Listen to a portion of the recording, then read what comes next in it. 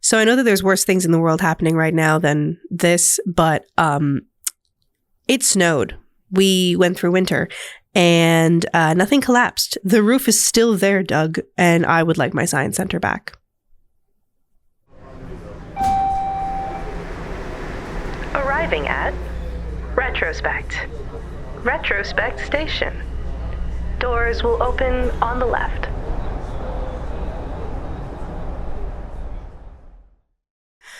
Welcome back, passengers, to Retrospect Station, the show where I show you just how colorful life can be. I'm your host, Elizabeth Dean, and before we even start this episode, I need to make a little bit of I need to say something. 2 announcements. The first one is a bit more important, and that is that season 2 of Retrospect Station will officially start on July 16th. I have postponed it. This one I have come more prepared for, so I'm not going to have as many or any late episodes resolution. And it's a bit more of a structured thing. I've been sitting down thinking about all the different episodes that I'm going to do, what they're going to be about, and it's been quite a fun experience drafting an entire season of something instead of just working on 1 month of it at a time. So that's announcement number 1. Announcement number 2 is pertaining to the fact that this week's episode is not supposed to be this week's episode. It's supposed to be almost 2 weeks ago. It was supposed to be the week that followed right after the episode about Spotify's Xavier, June 18th. But that didn't happen because of a series of strange and unfortunate and weird events cascading after one another. That didn't happen. And as you can see, if you're watching the video, my right hand, my dominant hand, is in a immobilization brace that I can't move my thumb, and it's really hard to write down anything or use a computer or literally do anything. And all of the meds that they put me on regarding this has knocked me down and knocked me for 6. So that is why this episode is happening so late. However, just keep in mind as we go through this episode, I recorded this almost 2 weeks ago, 3 weeks ago. So every time in this episode I say last week, this week, whatever, keep in mind that was like a week and a half ago. That was 3 weeks ago when I was saying that. Not currently now when you are hearing this week, today, whenever, what, okay, cool. I'm just going to say, on with the show. You might see me, if you're watching the video, you might see me change outfits between one and another. That's because I'm recording this update after. So have fun. There you go. But last week's episode, quote unquote, last week's episode was about Xavier, Spotify. And I'm going to leave this to Elizabeth from 1.5 weeks ago. Okay, bye. We talked about how we listen to music. I feel like I've changed how I listen to music since doing that. And the lesson we learned, I always like to pull a lesson out of these things, is, what did we really learn? The way we've interacted with music has finally changed formally. I can't particularly say for the better, but we don't play as much of an active role in our music listening, I think, as we used to as a society. Surely there are those among us, but I think it's less common. Okay, so on to this week's episode. This week's episode is about the Science Centre, the Ontario Science Centre. So for anyone who's never been, it was a centre for science in Ontario, as indicative by the name, that was in Don Mills area, kind of on the border between Toronto proper and Scarborough. And when it was first built, it was lovely, the design. When it was first built, the area around it was basically forest and trees. And it was a smart and intelligent decision to build it there because the Science Centre was intended to be this location where people of all ages could interact hands-on with science of different forms and disciplines and topics, including nature. And so one aspect that was available at the Science Centre was being able to go out into the forest and or be from the inside. You could be staring through the windows and looking at the birds and so on, and spotting different birds and based on their name and their appearance and so on. And many institutions, like many universities and colleges and scholars and academics, came from all over the country, even not just all over the province, to come to the Ontario Science Centre to study the wildlife and ecology that was their part of the centre. And as the years went on, especially and very specifically, once the province was handed over to Doug Ford, which was approximately 10 years ago now, that was when a real sharp decline in that feature of ecology started to be noticed around the Science Centre and in other places across the province, but mainly in the GTA. And segments of it were segments of it were now in an accelerated fashion being sold off to private developers to turn into condominiums that none of us will ever afford living in, because we keep building condominiums and houses for the world's wealthy to come move from all over the rest of the world to live here. All of the world's wealthiest to come and live in homes that none of us will ever live in, but we will certainly continue to build because we have a housing shortage, and that's surely going to solve it. So I want to not make this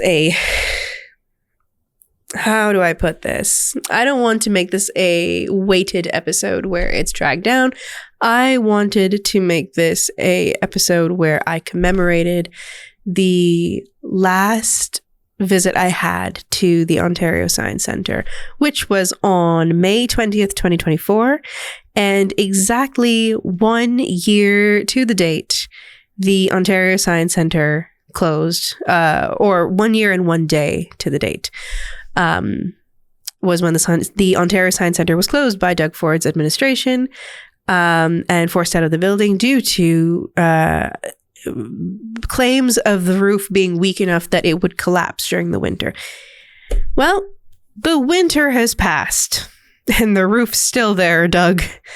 And evidentially, it neither collapsed nor does it really have that severe of a structural issue. Reports show that fixing the Science Centre would cost around $20 million, which sounds like a lot of taxpayer money until you hear that the Ontario Science Centre is intended to be rebuilt on Ontario Place by Therma, you know, the company that's in hot water with the province right now for fraud over the Ontario Place contract. It was meant to be rebuilt on Ontario Place by Therma at half its original size for $60 million. That is 60. That is 3 times the price of fixing the original Science Centre. All I'm trying to say is I want the Science Centre back. I want the original building back. The organization still exists, and they are doing pop-ups all over the general GTA area and in other parts of the province at sometimes too. The Golden Horseshoe, really, of Ontario. And this summer, they are doing some exhibitions starting June 27th. If you go to their website, please go see them. Please go give them your money. Please go buy tickets, because it keeps the organization relevant, running, and active. Just because while we don't have a physical science center, we don't want the Ontario Science Centre organization and agency to lose its foothold and standing in the community, because they are very important. Institution that has brought science to the lives of many people of many ages for a long time. And I say that because I've actually acquired Testimonials. It's me flapping a big load of paper. I posed a question to people. What did the Ontario Science Centre mean to you? But I intentionally let people be a little, how do I put this? I intentionally let people stray a little from the original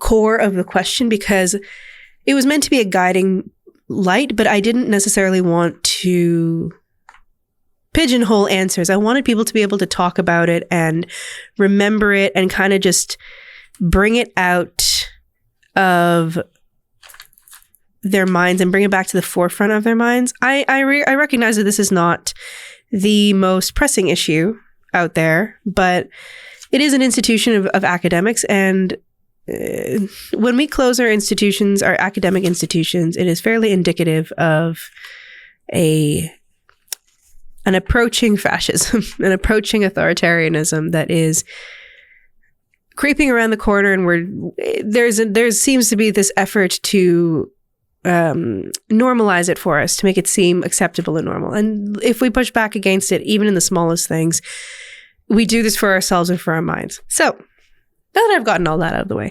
I want to split this episode into 2 parts. It's all one episode, but I'm going to divide the way that I do this in 2 parts.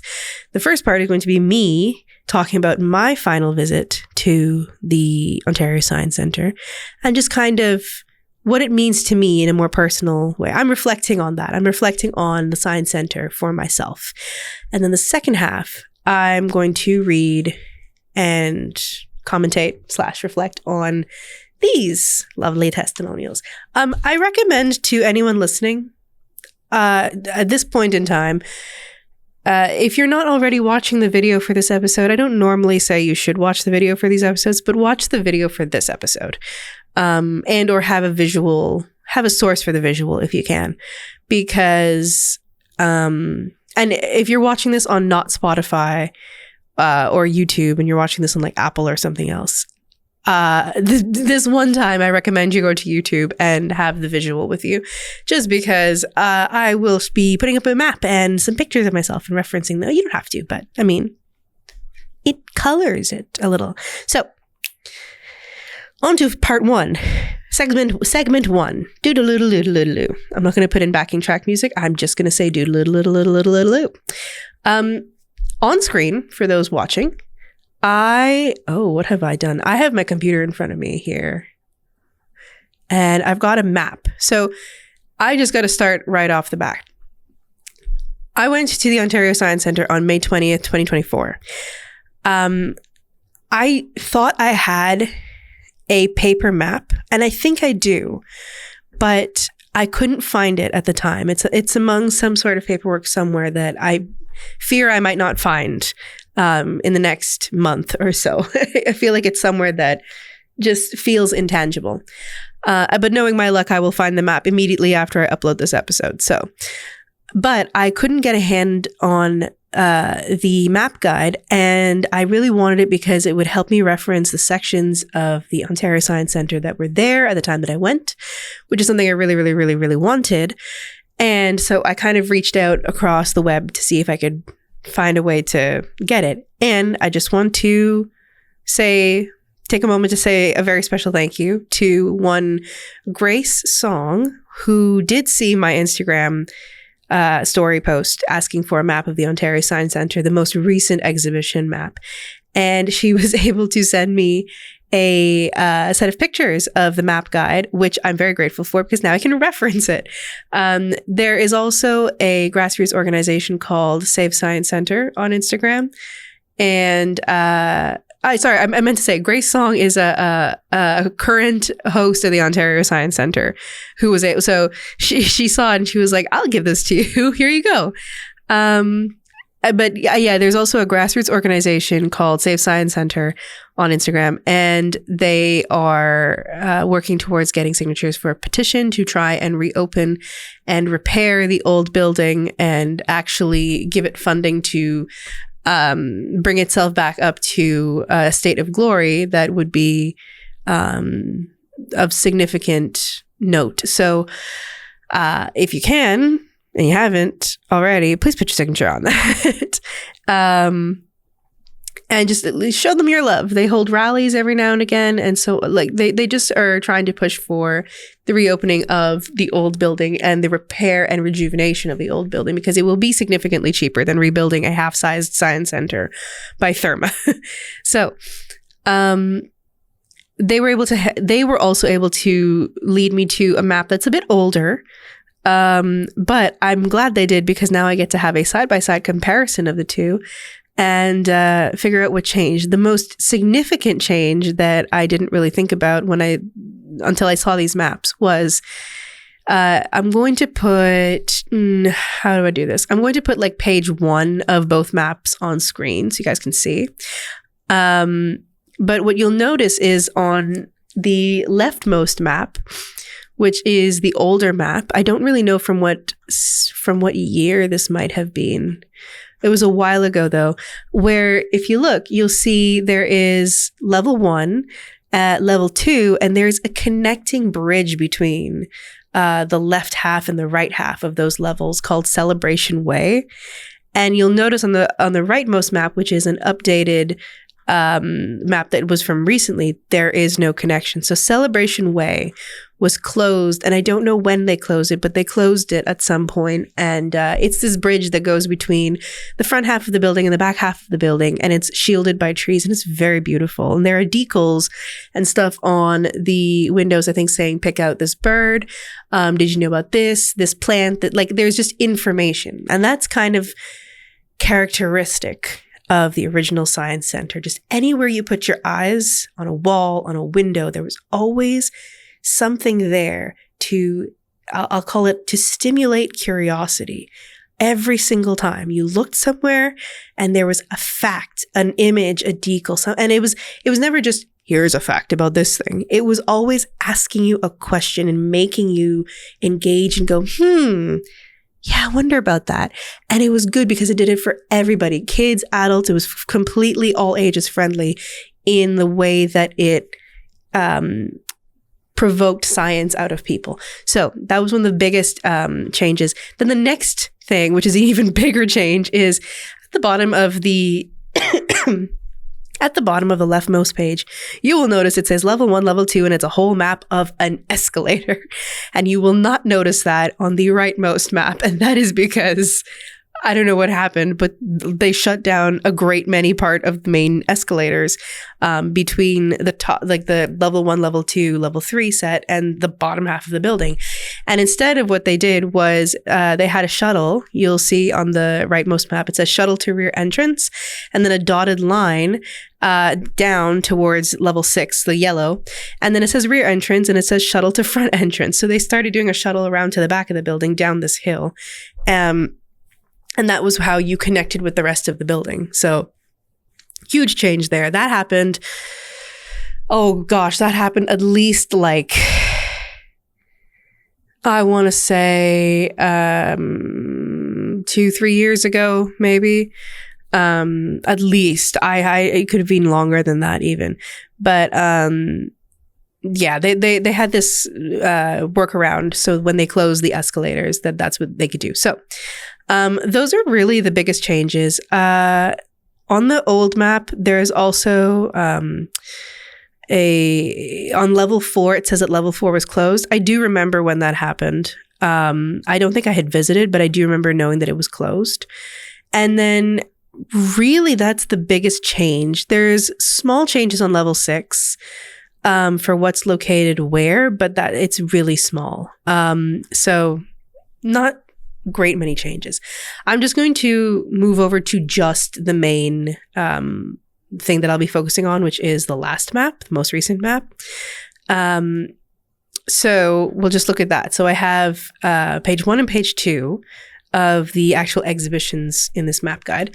And I just kind of want to work through what we did. So I say we. I went with my, at the time, partner, Noah. And so we're not together anymore, but at the time we were dating, and this was one of our places that we went. And I had said to him, because I had caught wind of the sale of the land and that they were going to develop it into condos from my mom. And I was like, I don't believe that, but I believe it. Like it makes sense knowing Doug Ford. So I said to Noah, we have to go.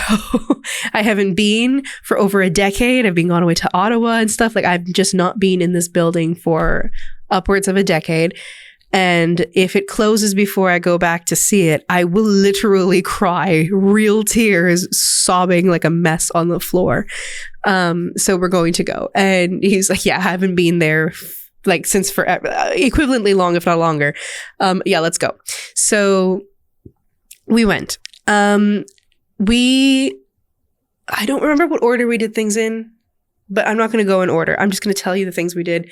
based on this map and kind of talk about it. I wanted to interject one thing real quick. The Science Center wasn't just its exhibits. The Science Center had events. It had a rotating exhibit that, I'm just trying to see if I can find it in the old map. Okay. Took a brief look. There's literally just nothing listed here. But they used to have some rotational exhibits that would come into the Procter & Gamble Great Hall. When we went, they did have one on called Nature All Around Us. What was it called? Right? Nature All Around Us. They've had different ones over the years, but the Science Center is not just its exhibits. They would have different experiences, different workshops and things that they would arrange. And one such thing I remember, my earliest memory of the Science Center was, I think I was 6 or 7, and my family was the first instance of me going to the Science Center.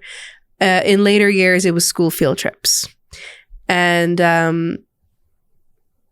my memory is that we went for something, like just for a day. And then we went to see a film, and the film was about, what was it about? The film may very well have been about space. I think that was like the feature film happening at the time. Other times I had gone, there were movies about certain species of nature in a certain area of the world.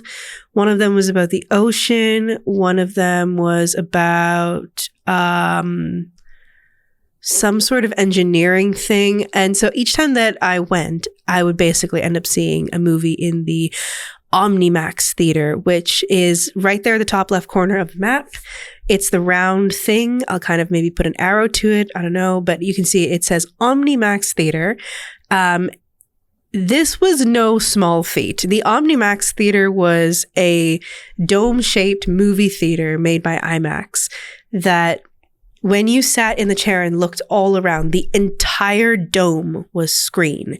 When I went back in May, the top half of the dome screen was no longer showing video. I don't know if that was intentional or what happened, but where the screen was projecting, parts of the movie weren't missing, but where the screen was projecting was further down on screen rather than up above your head. And when I was younger, it used to cover pretty much the entire dome screen. So perhaps some of the projection lamps have died in the years gone by and they've not had the funding to replace it. Not entirely certain, but I have a feeling that I'm remembering that correctly. But it was magical because you could sit in that theater and it was this crisp, bright, beautiful picture of anything, of nature, of space. The space one's always got me. I have always been an outer space child. I was born with my head pointed up at the stars. And so whenever we would go, if we saw a space one, I was like crying with happiness. When I was younger, we went for field trips and with my family and so on. There was this little preview thing that happened at the beginning of every Omnimax showing, where they would tell you about the IMAX technology and be like, the speakers are here, here, here. And they would like light up those spots where the speakers were. And then there was this thing where like the sound could be as loud as a jet engine and they would roar like a jet engine. And then it would tell you, something like, the sound of crickets on a quiet night. And it would cycle through the sounds and sights.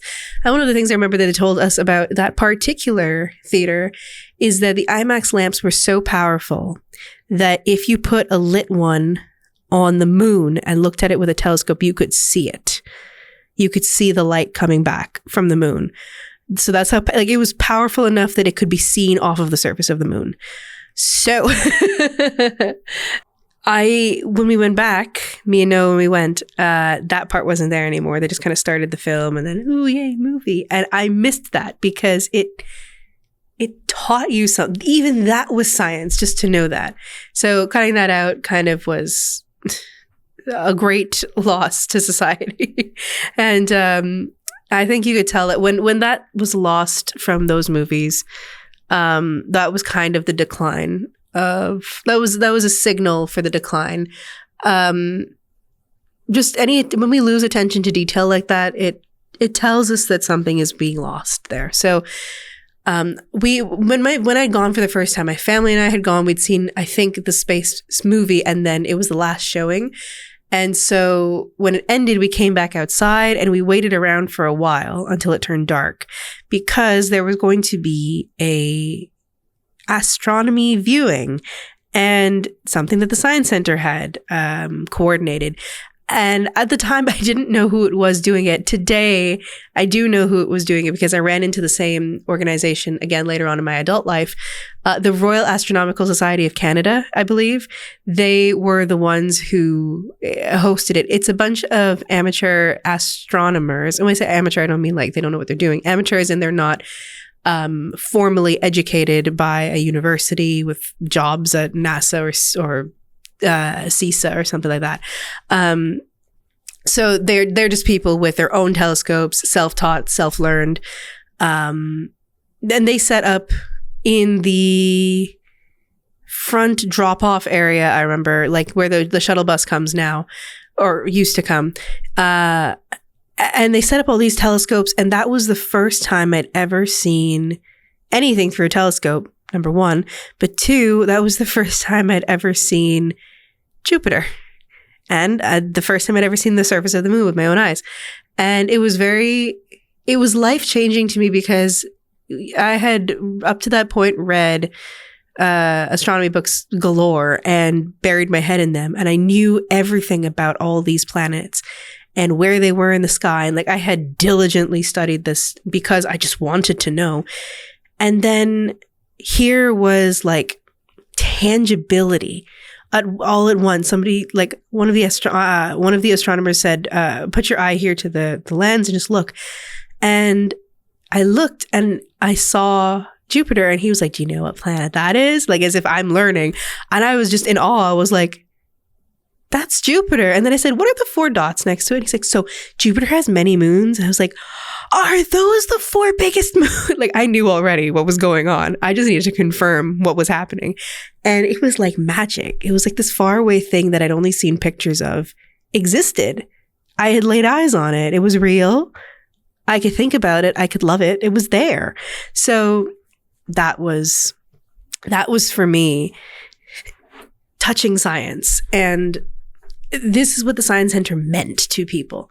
So moving into like my actual trip, I was sort of saying a goodbye, and I was also comparing. So we had seen a movie on space. We settled that was probably the coolest thing for us to go look at. There were others, of course, but for me, nothing beats seeing space. And for Noah, I think he expressed it like out of all of the ones that seemed the most interesting to him, he wanted to know the space one. So we went. I just want to briefly say we had a little fun at the Science Center when we went. We brought our little squish pet. We named her Chicklet. And here's a picture of Chicklet and us, very happy. And when we went, we brought Chicklet to go see the movie. So this is Chicklet's first IMAX movie. Chicklet. 1, 2, 3, Jacob.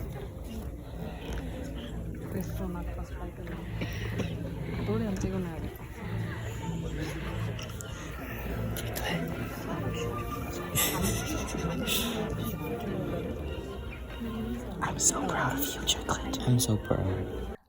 We just took a picture of her. But this is what the inside of the theater and like the screen sort of looked like there. I didn't want to film during the movie because I felt bad about like pulling my camera out like with a dark theater. I never liked doing that. But this is kind of like, this is what it had looked like. This is what to have expected. So that's just like, I'm not going in chronological order. I'm going in order of the map. So this orange bit, this mezzanine bit, was on top. Like, it was just a short thing that you could go up some escalator and just look down. At the time, it used to be connected, but not anymore. And okay, so now I'm going to go from the bottom. The Science Center levels started 1 to 6, 1 being the topmost level and 6 being the bottommost in the basement level. So again, a really cool architectural feat that most of the Science Center was underground. I mean, that didn't matter. You didn't need windows. It was just pretty. But most of the Science Center was underground. The rear half of the building was it had windows facing out, but like most of it was buried in the ground. So came in through the rear entrance. There's a lot of words here, so I'll just kind of go through quickly what they are for anyone who's really thinking about the map and just curious. And I mean, my best friend's never been to the Science Center, which was wild to me because we went to the same school and I went there for field trips, but she said that she's never been, and I think because her class just didn't end up going at the time, like how they had scheduled the field trips that were happening. So this is kind of for her too, what the Science Center was. So level 6, I'm starting from the bottom. Rock, Paper, Science Hall. Different things would be hosted here. At the time we went, there wasn't really anything. But there's also just little posters and stuff to kind of, again, stimulate curiosity. A hair-raising experience is that static electricity ball that you can put your hand on and your hair just goes woo and stands up. So it was that. I've never done that because I've done it once in a class and I shocked myself and it hurt, and I've just never been able to go touch it again because I'm petrified of it. So I'm not good. I didn't do that. But that's what's there. Okay. So there's this little passageway that is beautifully lit with all sorts of rainbows, and you get in there and then you're in the hot zone. And the hot zone is like a little hub middle place where there's some screens.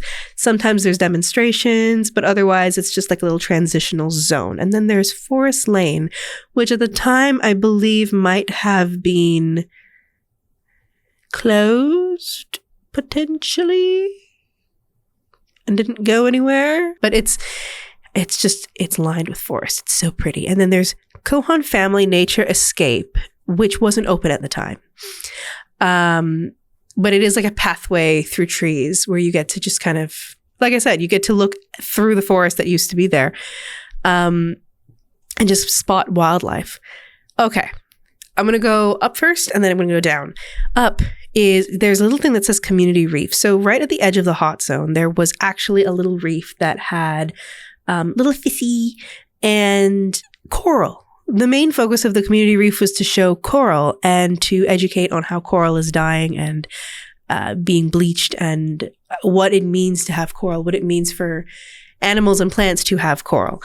So everything in the Ontario Science Centre enhanced the importance of all of these little things in our daily lives and what it meant to us. So going up through a little archway, you got Weston Family Innovation Center, and that was just like any innovations in science, engineering feats kind of things. You could find an explorable, playable version of it there, and it was always hands-on. You could always touch this stuff, and you could always play around with how it works. There was ferrofluid, for example. There was a water purification type of thing. There was what's another one? Some sort of thing regarding what it would be like if people had wings, how big your wings would have to be, and you could stand in the camera and stretch your arms out and see. And then above that, there's Challenge Zone and Research Live. And Research Live is, there again, more interactive science. Build this, make this work in a certain way. And you could just experiment. There's not like a person supervising you, telling you, you must do it this way. It was you trying to do it for the fun of it. Challenge Zone, there was some sort of infrared camera there where you could look at yourself in infrared. Other than that, I don't quite remember what might have been over there, but there was definitely something. I just don't remember what it was. Moving downwards on the opposite end, Valley Restaurant was just a restaurant. It was a nice restaurant, but it was a restaurant. And then we have the AstraZeneca Human Edge. Okay. anything anatomy related, body related, human body related, it was all there. And this included like comparisons between male female skeletons, the evolution of hockey armor, the stages of pregnancy, like the different forms of the fetus, and how the mother's uterus and body is changing to accommodate, and then what birth looks like with some diagrams and like a touchable model made of plastic and plastic and other materials that kind of like silicone, whatever, that conveyed texture, shape, whatever. There was like this aging interface where you could have your picture, take your picture and then see what you would look like aged. There was an exhibit on fear, like when it was this long set of stairs, you went all the way up, and then at the top there was this little box, and when you stepped into it, you couldn't see the floor, it was dark, but the moment you stepped onto a certain part of the floor, it lit up and it looked like you were going to drop 80 feet, even though you'd just seen outside what the exhibit looks like, and that there's literally nothing else underneath it. It's just a solid floor.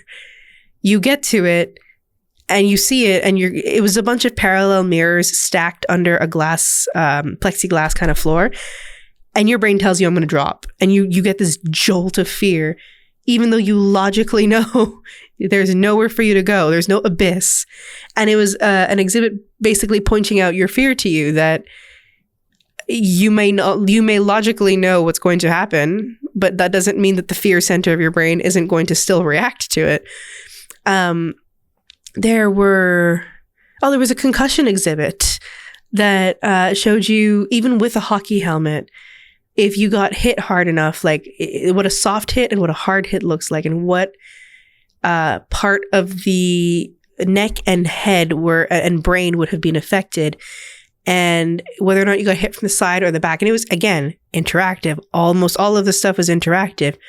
You could wind it up, set it up and everything, and then press the button, and this huge hammer would just go pow and whack the head, and then show you in a computer where the damage would have happened. Just as an idea. I'm not going to go through all the exhibits like in this kind of way. I'm just kind of, I'm doing some honor to some of the more complicated exhibits. So below that, there was the Tellus rainforest. Yeah.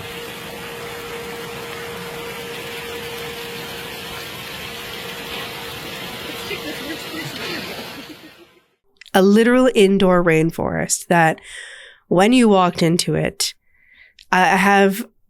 I apparently had no photographs of this. I thought I took photographs of it. Apparently I did not. It's a mini room. The moment you step into it, you feel rainforest. You feel the humidity. You can smell rainforest too. You can smell the plants, and it's real plants that are in there. Grace Song mentioned that they'd put a chameleon in right before they closed. So I feel like that's pretty awesome. I feel like I remember seeing the chameleon, but I can't be sure if I did.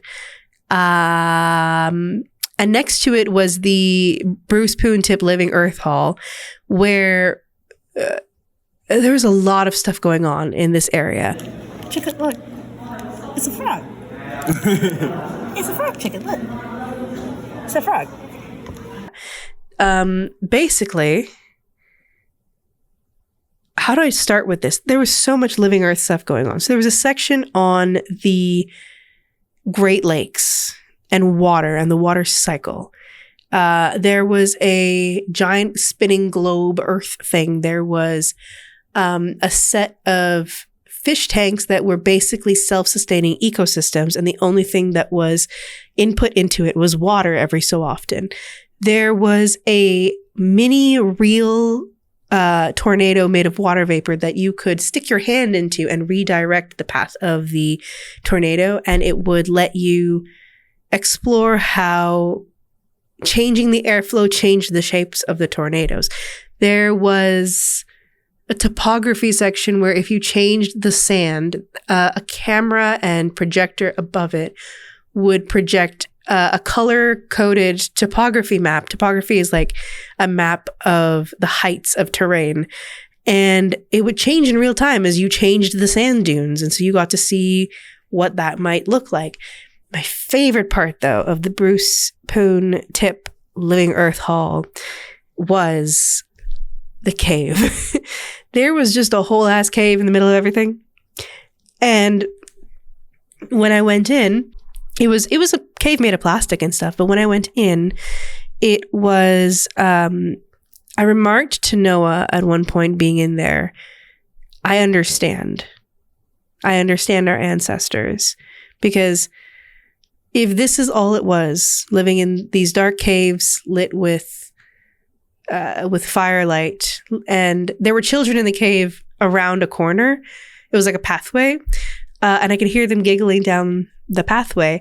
And I remember thinking, like, so this is what it must have been like, huh? Just sitting in the cave talking to your mates, and you can hear the kids giggling down the pathway, and like, this is life. And then you go outside, you collect some food, you stand in the sun for a bit, you come back. I get it. I said to him, I get it. And what I meant by I get it is, I get how and why we went from that to this, why we were so adamant and desperate to be more and get more and do more, because in that little cave, feeling what I felt, feeling the cool, seeing the light peering in through some cracks, I wanted to know everything. I wanted to feel everything. And I imagine that must have been how some of our ancestors felt, knowing that there is more in the world, that the world is more, and I want to be part of it. I got it. I understand this. So there's that. There was a science arcade, but we didn't go in because it was quite literally arcade games that were science-based, and that wasn't really our focus. And then we went up. So now that we're going up. Up was level 5. Pretending to be a bird. This goofball. Prone on the ground being a bird. I'm gonna look like that in a moment. Like, it must look so cool to him, but look at this dumbass. He's just there. This is so stupid looking from the outside, and so cool looking from the inside of bed. Look at this numbnuts. Level 5 overlooked level 6, and what was more visible that time was the stuff that was attached to the roof. When you're on level 6 and you look up, there's stuff on the roof. And up there we could see that it was like a whale, the structure of some whale and some old creature. I don't remember the name of it. But how big this thing was. I think it was some sort of dinosaur that used to be around in the oceans a bajillion years ago. And you could see its skeleton now, and you could look down on the AstraZeneca Hall and just see the people going around doing their thing. But up here on level 5, you'll see on the map it says learning centers, school areas, whatever. There's this segment right here, a question of truth. And when you come up, you don't go into the learning centers. That's for field trips and so on. But a question of truth was always so interesting. This one I'll give it space properly. I have some pictures from the exhibit, A Question of Truth. I think this is very topical today because the world is currently witnessing a brand new Holocaust, not genocide, Holocaust. It is worse than genocide. It is a Holocaust. It does follow the definition of Holocaust, which I put in last week's episode as our word of the week. So you better listen to it or else you go look it up. That's what's happening. This is very, very applicable today. Basically, I don't know what the Question of Truth exhibit is at any given point, but when we went, this is what it was. I think it changes over time, but when we went, it challenges. The exhibit has interactive things and displays and so on that challenge our perceptions of one another based on race, sex, gender, ethnicity, religion, and so on. That traditionally, in the past, people have used science to try and validate those discriminations by saying, oh, science supports it in this way and in that way. And it's all been lies. It's all been for naught. It's all been twisted. But these exhibits show you how it was twisted. I have some pictures that I will put up. Part of the exhibit, I would like to highlight just specifically this part of the exhibit. This was, I think, the most important exhibit in the Ontario Science Centre and possibly one of the most important exhibits in all of Ontario's institutions.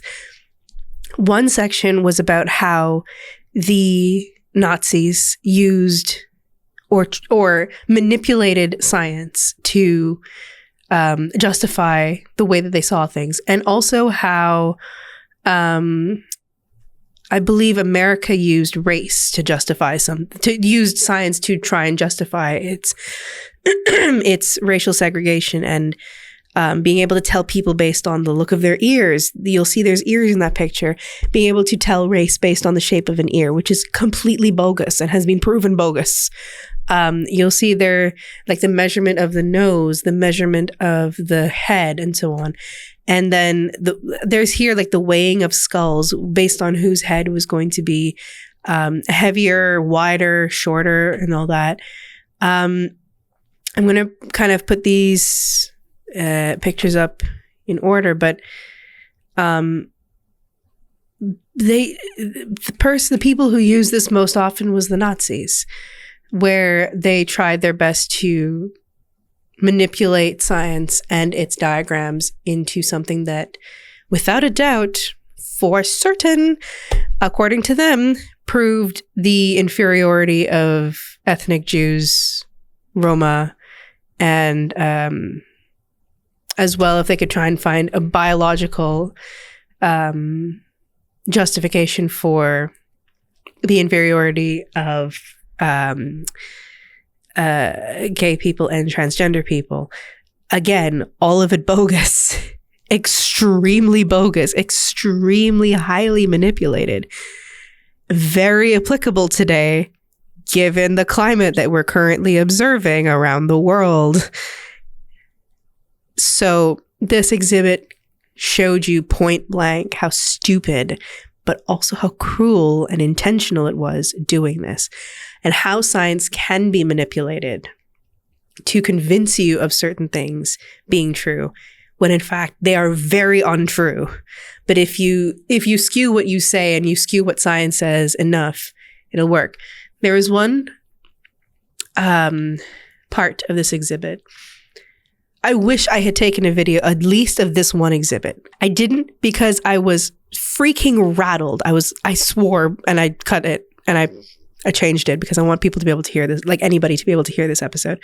I was excruciatingly rattled at the end of it, and I cried. When I was done with the exhibit, this particular part, I stood outside of it and actually was like, tears ran down my face and I was shaking. I wasn't upset at it. I was glad that I had done it and I was glad I'd understood it, but it was physically traumatizing, mentally traumatizing. The exhibit was a box. Nothing more than that. It was just a metal box that said isolation chamber. That was all it was. I had no idea what was going to happen when I went in there, but I'm like, I want to know. It was made of metal. Don't remember what kind of metal. I assume steel or of some sort, or a copper bronze kind of composite. Nothing locked. You could leave at any point. I opened the door, stepped inside, and then there's a button for you to press on the door or on the wall or something that starts the exhibit. Let me tell you, I opened this chamber, I stepped into a box that I didn't face the door and I didn't face the back of the box. Instead, I faced the left side of the box. So on my right side was the door, on my left side was the back of the chamber, and then I was facing the side. I did this because that was the most amount of space I could give myself, because if I stretched my arms out, in front of me and behind me, there was no space. The wall was a foot away from me. And that was me being against the back wall, kind of. The wall was, okay, maybe not a foot, maybe like a foot and a half in front of me. So from my back against the side wall to the front of my body and like in front of me, I had 1.5 feet of space. And on either side of me, if I put my hands, my right hand and my left hand, like for the back of this chamber, less than me stretching, and I'm 5'3", less than me stretching my arms out to both sides. Like I'd have to bend my elbows a little bit. So just kind of hold your arms up bent with your elbows slightly bent at either side. That's how much space I had in terms of width. And then the box was, I don't know, 6.5 feet tall. So I'm just like, I don't know what's going to happen. I press the button. It was only audio. So when I tell you it was meaningful and this exhibit should not be lost, it should be somewhere. It should be in our science center, and our science center should be open. I pressed the button and nothing but audio shook me, because the first thing that came on was telling us this is how much space Africans had when they were trafficked during the Atlantic slave trade. And this is not to say that they were transported with just this much space. Sometimes they were transported in boxes. Sometimes they were literally put in containments that were that small. And that was all the space they had for anything at all, period. That was it. And they made it and it was a very dimly lit box too, like a harsh yellow ship kind of color. And it told you that, and it rattled you. It told you details. I don't remember the details, but it told you details. And then the back wall moved, and I screamed because I didn't know what was going to happen. I'm not claustrophobic, but I didn't know how small that box was going to get. I was actually afraid I was going to get crushed in the box because of it moving. It cut the space in half. It moved the back wall. So when it was done moving, I swear to you, I'm a small woman. I was standing exactly where I said I was standing in the beginning, but now the amount of space that I had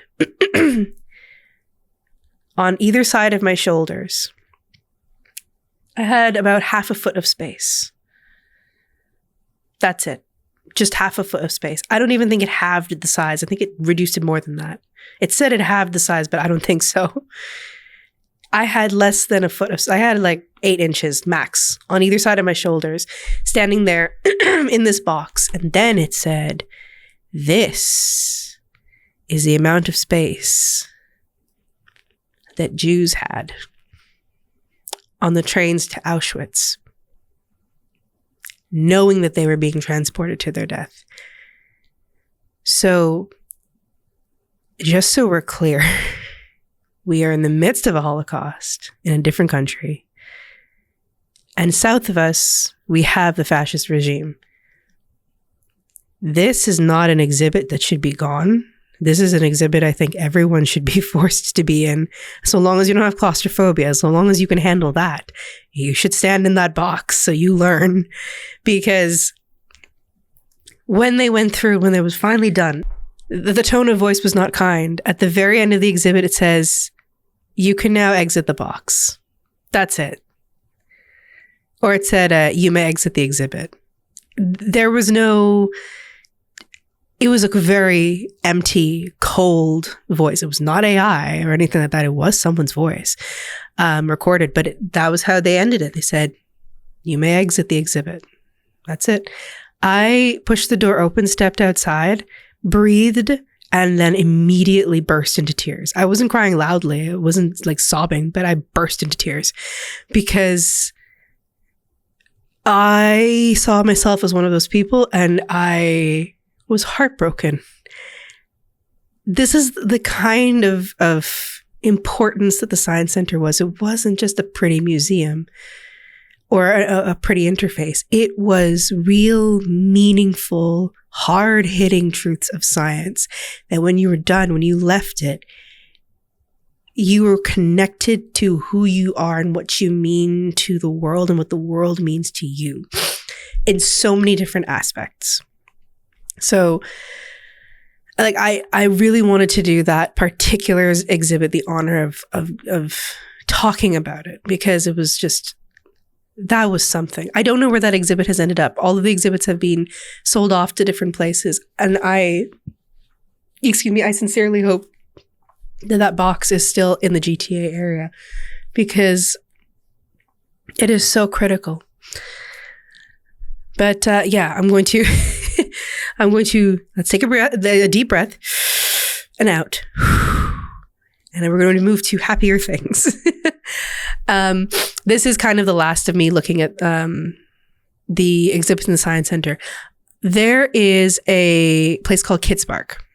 We weren't able to go in because we didn't have a child with us, but it is a kids area for interaction of science. It is loud. It is aggressive. It has so many colors and things happening, but you would never be bored as a child being there. Everything you could ever want to do and play with and explore was right there. And we are missing this for our children today. So having that was critical. And I have only good memories of Kidspark, of just running around and playing with my sibling, just doing stuff and learning. Every time I was there, learning.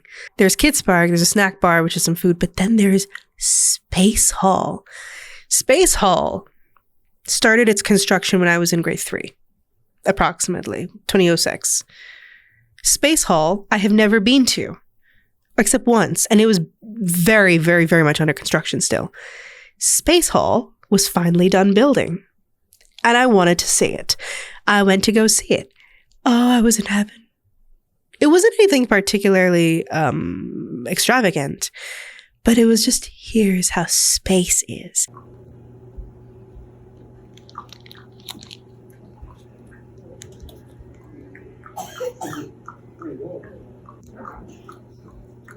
We can't see her, but she's watching our stars for the first time. Chiclet is seeing space. Chiclet. Good chiclet. Good chiclet. Good chiclet. There was examples of meteorites and lunar rocks, real lunar rocks that were brought back from the Apollo missions. There was a little black hole exhibit that kind of really tried to simplify what happens around the black hole as you get closer and closer to the event horizon. There was a exhibit using like a hovercraft. It was a real hovercraft. It was a small, real hovercraft you could drive around.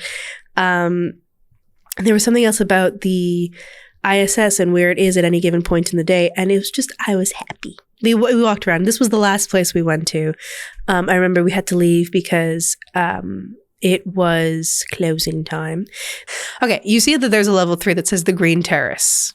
We did not go out to the Green Terrace. I don't think it was open at the time, but it's literally just a terrace where you can be out in the greenery and take a look and just sit under the trees. Again, originally this was built in a forest until they started encroaching on the forest. So the other things like Imperial Oil Auditorium, I don't really know what they are, but I know that they hosted events there. And really, like, that is my science center. It's small, what I said, because I'm not going to go into grand detail and everything. But like, that's the thing I wanted to honor. I wanted to pay homage to. So I said that was the first half. The second half is this, me reading some just testimonials and things that people have said about the Science Center over time. We interrupt this programming to bring you a special announcement. Literacy is at an all-time low these days for reasons mainly outside of our control, so I thought what better way to help do my part than bring you a word of the week. This week's word is surreptitiously, and surreptitiously is spelled surreptitiously,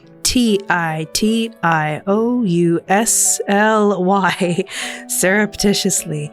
And according to Merriam-Webster, it means done or made or acquired in a way using stealth. The other definition is done in a way of acting or doing something clandestinely. Therefore, you're trying to avoid suspicion. You're trying to avoid notice. You're trying to avoid someone finding out. And an example sentence of surreptitiously would be, Doug Ford closed the Ontario Science Centre in an attempt to surreptitiously hand off the land to his developer buddies. Surreptitiously. And now back to your regularly scheduled programming. Just things that people have said about the Science Center and their experience and everything. Again, this episode is late because while I intended to release it last week, ideally Wednesday or maybe late on Thursday, I got an opportunity to collect these opinions for people. And sometimes opportunities present themselves and you don't really expect them, but they happen. And then you kind of just got to go, you know what?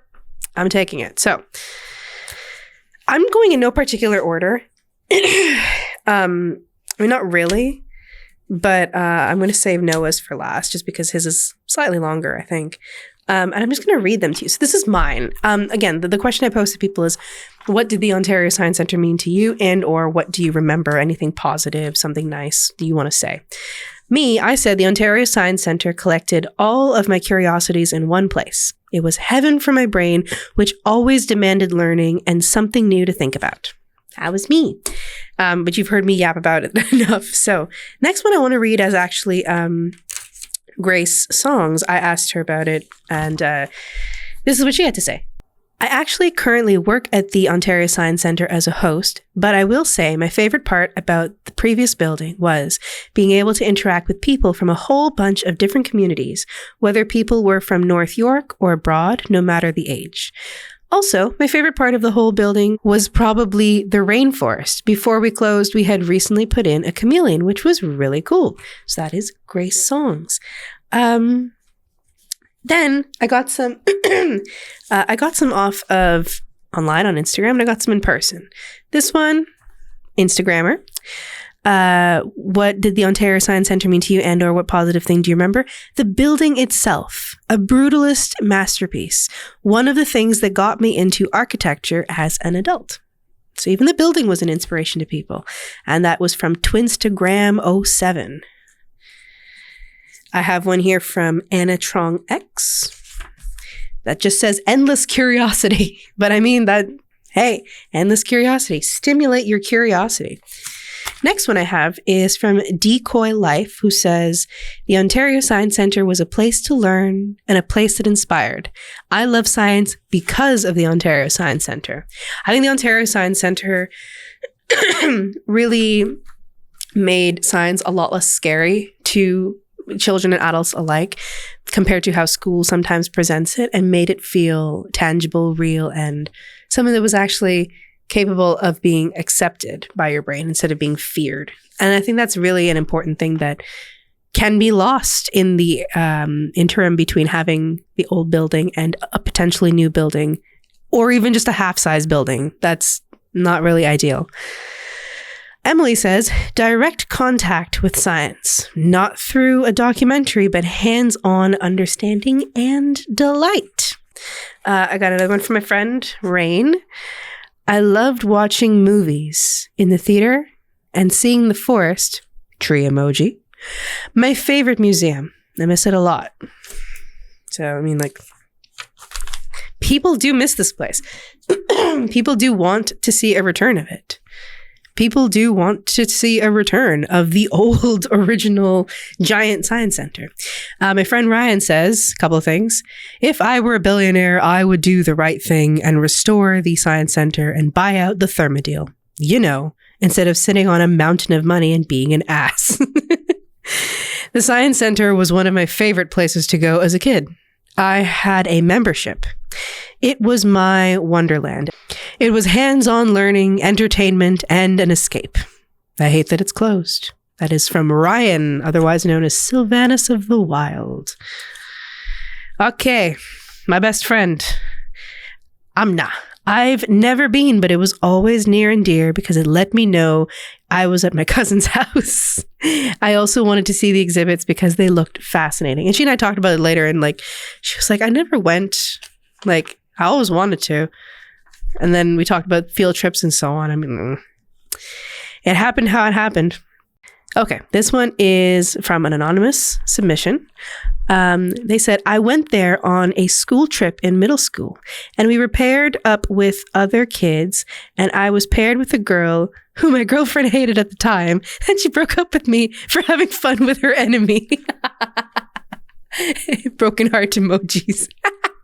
Oh my God, no, that I'm so sorry. It's so sad, but at the same time, so cute. And like something to giggle at now, because like life do be like that. And like, look, the Science Center, making and breaking relationships too. What a great place to like know where your heart is, know whose heart's with you. So awesome. This is a long one. Is it? Or is that the long one? Oh no, this is the one. Okay. Who's this from? I don't remember who this is from.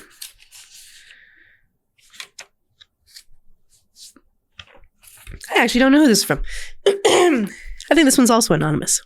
Okay. I had my 13th birthday at the Science Center. You used to be able to book birthday parties and group events like Cub Scouts to stay overnight inside the museum. We were assigned the Body Works exhibit to put down our sleeping bags.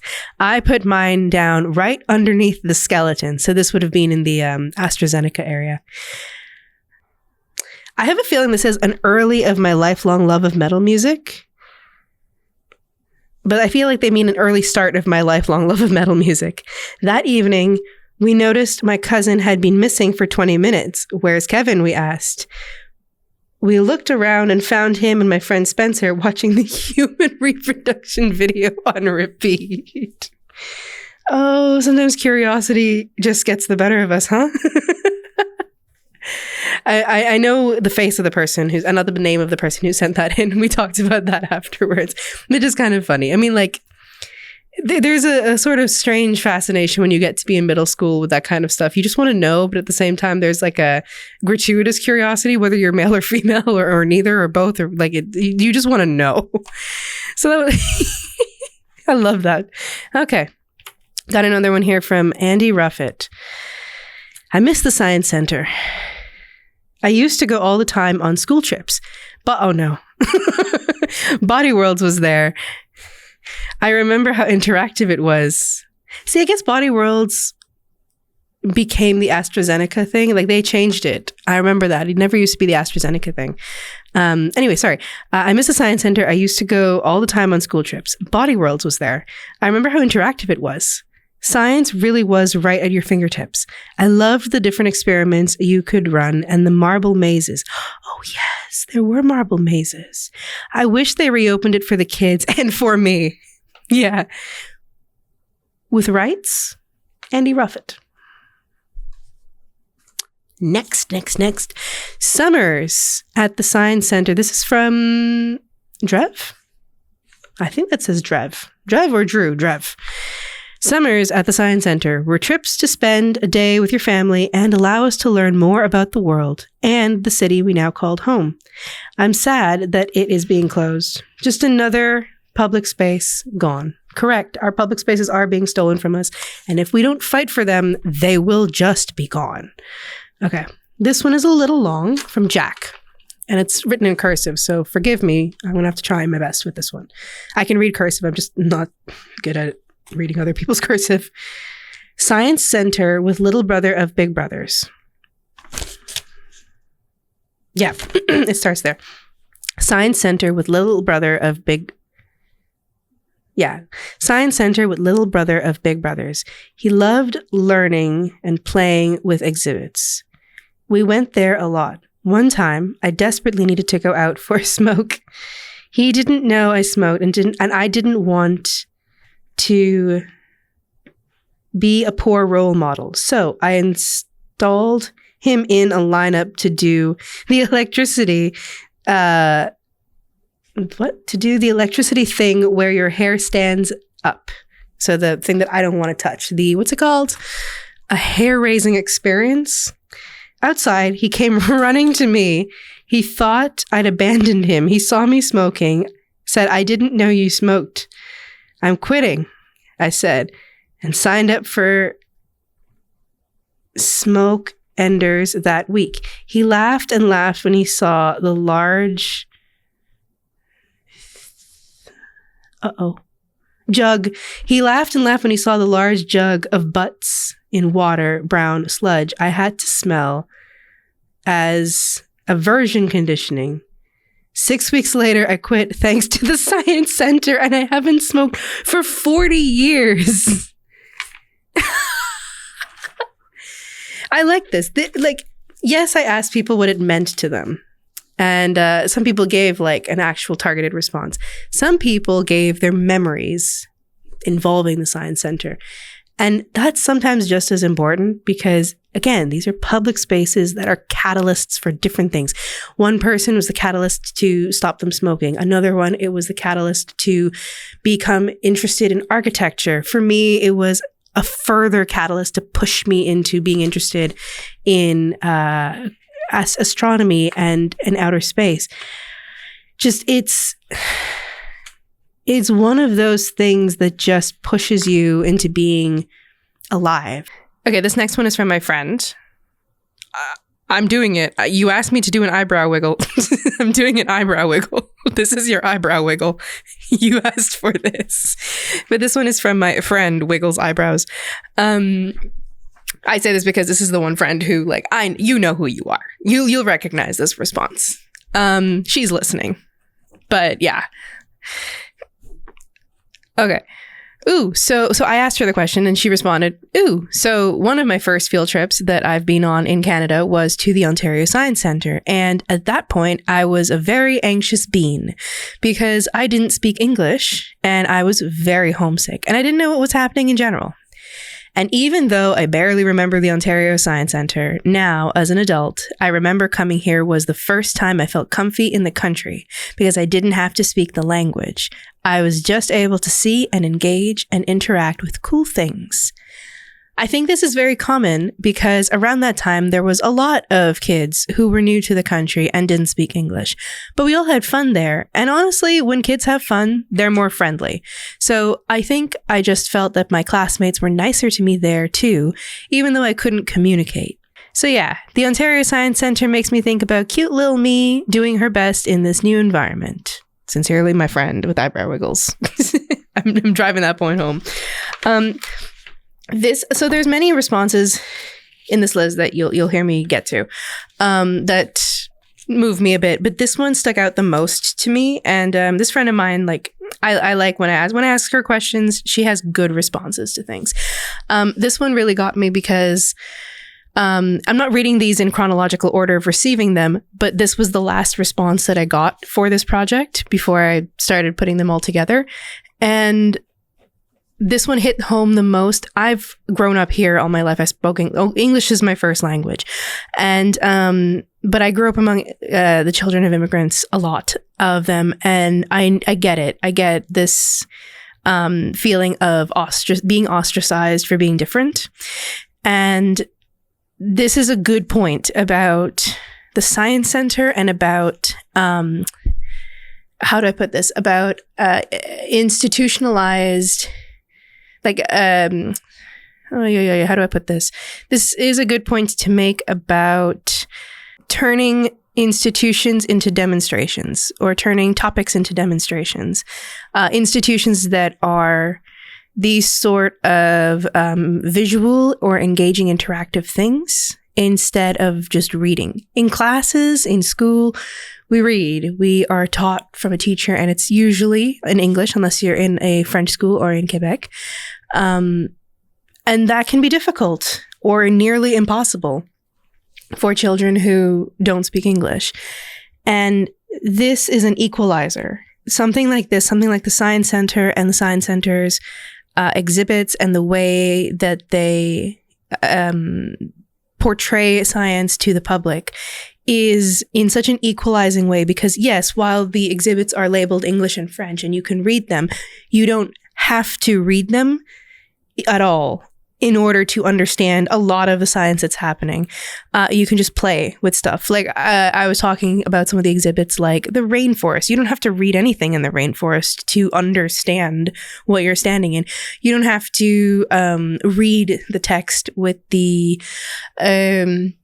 the pregnancy part of the AstraZeneca exhibit on the human body, like you can just walk through the panels and understand this is development.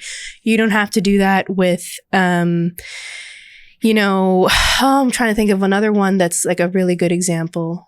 The space exhibit on level 4, you don't really have to interact with much. So much of the science is just visual or tactile, and you can just go up to it. And just like to yourself, in whatever language you speak, think, oh, this is really cool. I understand kind of what I'm looking at, even if I don't know all the facts about it. That's a really, really good point. Out of all the responses, I think I liked this one the most, because this one was a really hard-hitting one, that the Science Center wasn't just a place, it was an experience, and it was an experience literally anybody could have enjoyed. And it brought community together because, as my friend made clear in her response, her classmates were more receptive and nicer to her because they didn't have to interact with her with English. So it would have been easier for them to get along with her and find a way to connect with her through an exhibit or through a shared action that they're doing that doesn't need to have any words exchanged.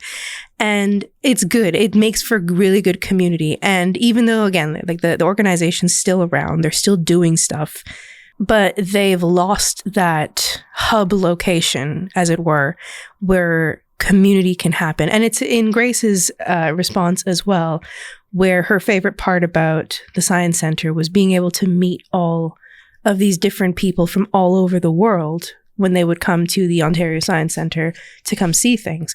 It's that really strong web of community that happened right there in the Science Center. And we are going to be missing that for as long as it takes to either reinstate the old building, if anything goes through with Doug Ford, or to rebuild it on the lakefront. Either way, we've lost that key component of the community in a way that is probably going to have ramifications down the line that we're not going to know how to look for until they happen. So, anywho, moving on to the next response. Okay, last one. I'm going to read Noah's. So this is kind of like a interview style. It's what I asked him, and then it's his response. So I asked him, the time we went to the Science Center, was that your first time going to the Science Center? And he said, not my first time. I asked, how long before we went had you gone? How long had it been? Do you remember? He said, I went during school in elementary. Must have been like grade 3. I said, anything you remember feeling or thinking while there? Any cool or awesome experience you can describe? He said, I thought it was a cool-ass experience. It wasn't like the usual field trips where it was somewhat boring at times. This was an educational field trip that was fun the entire time and really captured the class's attention. For context, specifically for him, he grew up in Grimsby, Ontario.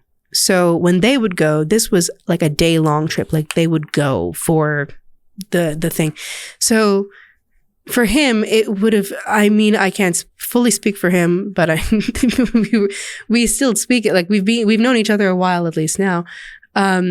This would have been like a brand new more magical thing for him than perhaps some of the other experiences for field trips, because it was in a brand new city in a big place with lots of stuff happening and lots of science happening, and it was fully engaging. And so those kinds of things as a kid, it's like pure gold and magic when you do it.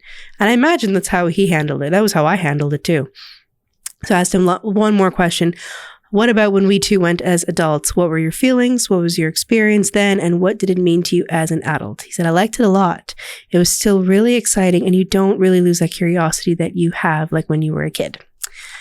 So that was what Noah said. Now, Noah's response is a bit muted, but Noah doesn't answer questions particularly well when put on the spot. So I can't particularly fault him for that. I kind of expected that to be the general tone of these answers. However, I will say this, as the person who was there with him when we went, his eyes were lit all the way up, and he was just like mentally on fire. He wanted to read things, touch things, look at things. Like we were both like children. in this space all over again, just all over all these exhibits. So to recap and honor, that was my final trip to the Science Center, and it is closed now.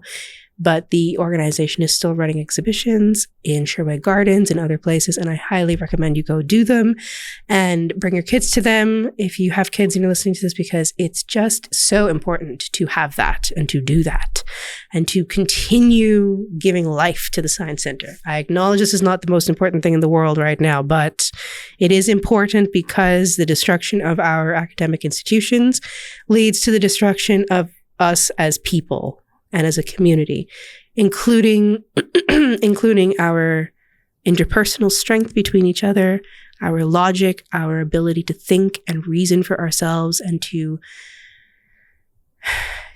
distinctively discern when something is wrong and going wrong in our lives, and when science isn't just science and fact. Science breaks fear.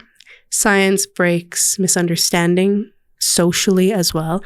And science is like exercise for a muscle. It's not just about knowing things. It is the exercise of asking questions and the exercise of choosing to understand. And that is critical for the brain, no matter what your age is.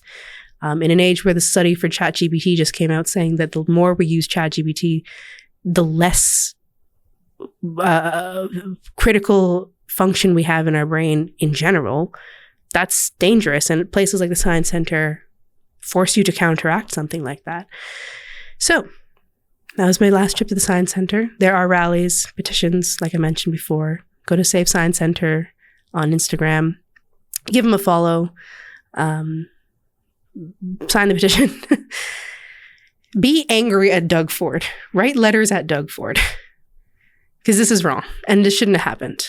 But it has happened. So that's all for this episode. That's all for this season. Thank you for sticking with me through to season 1 of Retrospect Station. Retrospect Station will return with, I promise you, with a better schedule.